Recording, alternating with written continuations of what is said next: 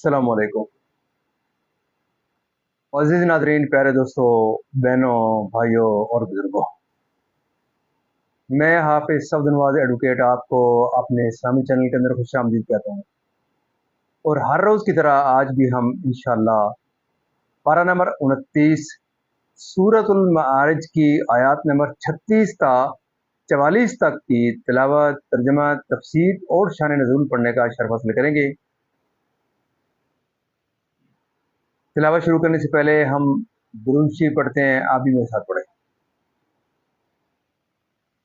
اللهم صل على محمد وعلى آل محمد كما صليت على إبراهيم وعلى آل إبراهيم إنك حميد مجيد۔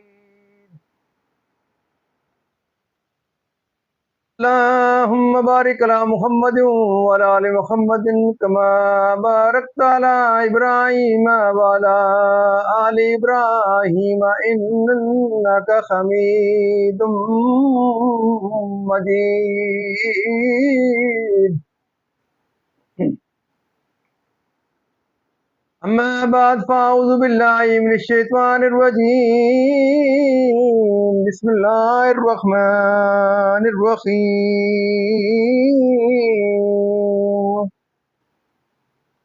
ما للذين كفروا قبلك مهطعين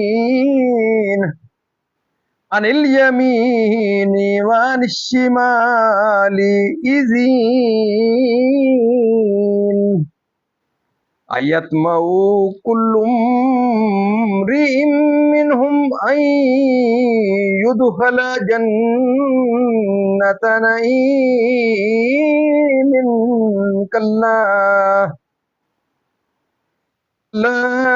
إنا خلقناهم مما يعلمون۔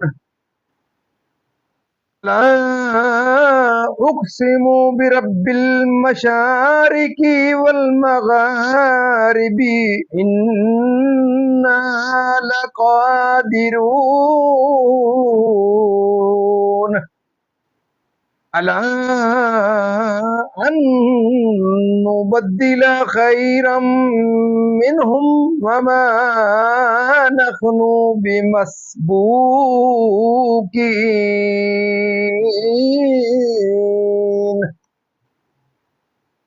فذرهم يخوضوا ويلعبوا حتى يلاقوا يومهم الذي يوعدون حتى يلاقوا يومهم الذي يوعدون يوم يخرجون من الأجداث سراعا كأنهم إلى نصب يوفدون خاشية أبصارهم ترهقهم ذلة ذلك اليوم الذي كانوا يوعدون۔ صدق اللہ العظیم۔ ترجمہ: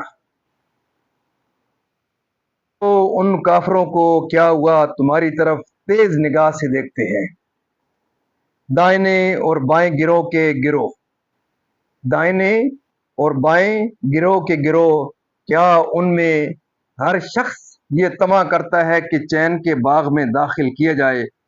ہرگز نہیں، بے شک ہم نے انہیں اس چیز سے بنایا جسے جانتے ہیں۔ تو مجھے قسم ہے اس کی جو سب پوربوں سب پچھموں کا مالک ہے، کہ ضرور ہم قادر ہیں کہ ان سے اچھے بدل دیں، اور ہم سے کوئی نکل کر نہیں جا سکتا۔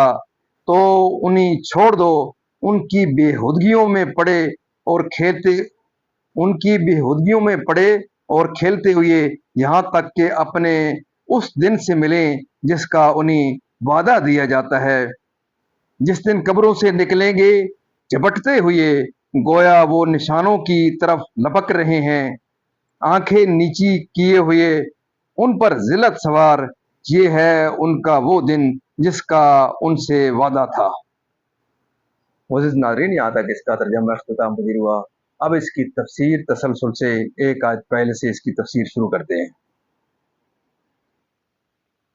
نماز کا ذکر مقرر فرمایا گیا، اس میں یہ اظہار ہے کہ نماز بہت اہم ہے، یا یہ کہ ایک جگہ فرائض مراد ہیں، دوسری جگہ نوافل، اور حفاظت سے مراد یہ ہے کہ اس کے ارکان اور واجبات اور سنتوں اور مستحبات کو کامل طور پر ادا کرتے ہیں۔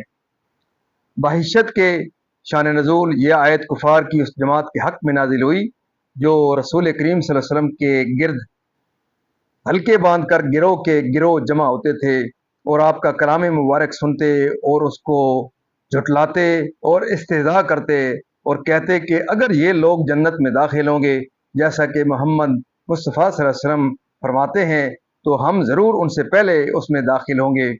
ان کے حق میں یہ آیت نازل ہوئی اور فرمایا گیا کہ ان کافروں کا کیا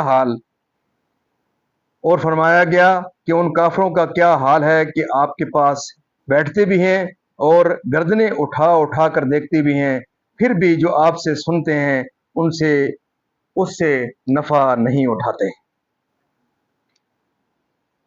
ایمان والوں کی طرح، یعنی نطفہ سے جیسے سب آدمیوں کو پیدا کیا تو اس سبب سے کوئی جنت میں داخل نہ ہوگا۔ جنت میں داخل ہونا ایمان پر موقوف ہے، یعنی آفتاب کے ہر جائے طلوع اور ہر جائے غروب کا، یا ہر ستارے کے مشرق و مغرب کا مقصد اپنی ربوبیت کی قسم یاد فرمانا ہے۔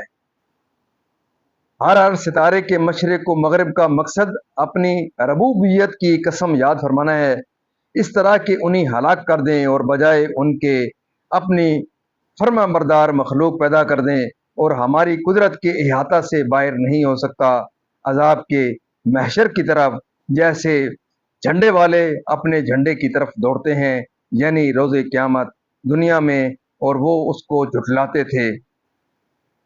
معزز ناظرین، اللہ تعالیٰ کے فضل و کرم سے آج تک یہاں تلاوت ترجمہ تفسیر اور اس کا تفسیر اختتام پذیر ہوئی۔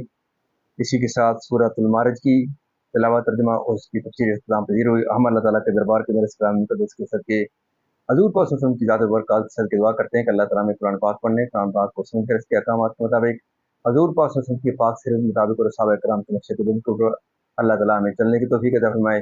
اللہ تعالیٰ تمام پریشانیاں دور فرمائے، تمام بیماریوں کو شفائے کاملہ عطا فرمائے، تمام مرحومین کو اللہ تعالیٰ جنت الفردوس میں اعلیٰ والا مقام عطا فرمائے۔